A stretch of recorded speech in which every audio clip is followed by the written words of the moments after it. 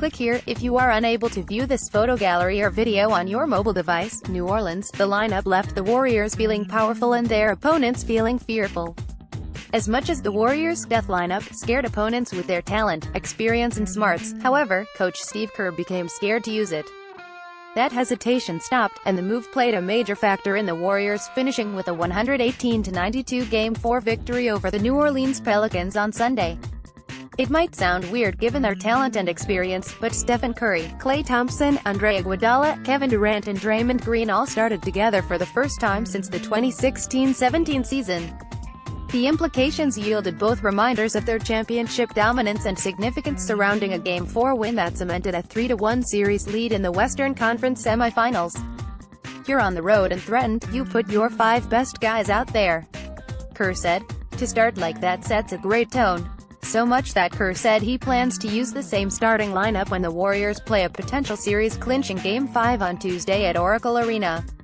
So much that Green called the tactic a great adjustment, and expected the switch after openly vouching to start at center after Kerr started JaVale McGee in a Game 3 loss.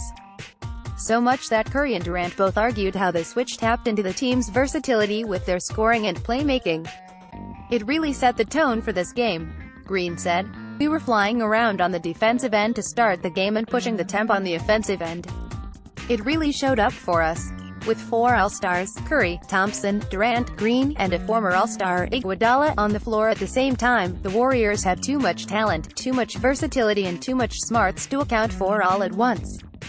That allowed Durant to score 38 points while shooting 15 of 27 from the field and 2 of 5 from three-point range, marking his third 30-point game this postseason and 51st overall.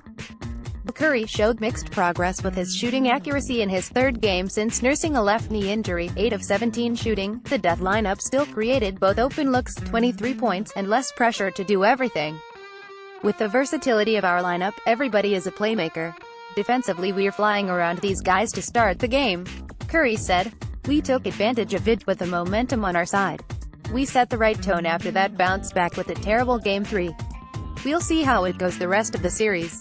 But it's just a matter of locking in and playing with energy and talking and playing physical. We did all that." That starting lineup helped Thompson to play more aggressively with 13 points, though he went 1 of 4 in the second half after making 4 of his first 8 shots. That enabled Green to fuel his usual intensity en route to a near triple-double, 8 points, 9 assists, 9 rebounds. Empowered Iguodala to hit the open man, such as when he passed up an open three-pointer so that Curry could bury one instead. "He's one of the most fundamentally sound players I've ever seen in my life," Kerr said of Iguodala, whom he compared to former Chicago Bulls teammate Scottie Pippen. "When you combine that fundamental play with his athleticism, it's a pretty good combination. And it is a combination that Pelicans coach Alvin Gentry anticipated Kerr would eventually employ."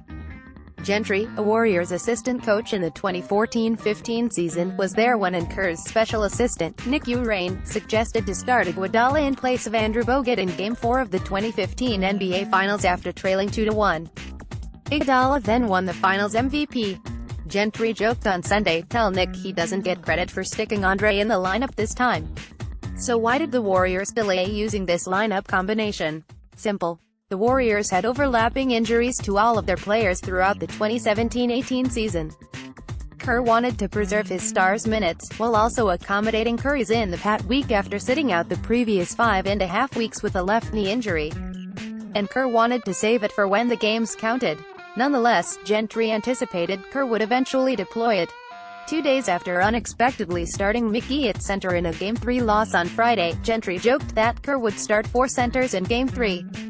Instead, Kerr made Gentry's prediction eventually come right on Sunday. "Anytime we've been in any danger over the years, we've gone to this lineup whether it's as a starting group or extra minutes. Obviously the lineup worked or whatever. But it's not about the lineup," Kerr said. "It's really not. It's about how hard guys play and how focused they are. The effort at both ends tonight was night and day from Game 3. Nonetheless, the Warriors immediately seized on the lineup switch. They stormed out to a 22-8 lead with 5:44 left in the first quarter. The lineup posted a plus-minus rating of 12, a statistic that measures their impact on the floor. And no one outside of Anthony Davis scored. That script summed up the game. After holding a 61-54 halftime lead, the Warriors opened the third quarter with a 10-2 lead. Though Davis had 26 points, he only shot 8 of 22 from the field while the Pelicans shot 36.4% overall. Green, 28, Durant, 23, Thompson, 23, Curry, 21, and Iguodala, 21, dominated the plus-minus rating. I didn't think it changed. But you play against that lineup the majority of the game anyway. It's not anything new, Gentry said. You're going to play against that particular lineup most of the night whenever you play them. It wasn't a surprise. It might be a surprise, though, that the Warriors did not succeed with the lineup this season. That changed on Sunday when the Warriors had their stars fully healthy in a game that boded more significance than any forgettable ones from October to March. We play off each other well.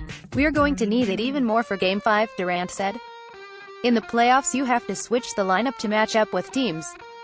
This team plays so small and fast that it works well for us.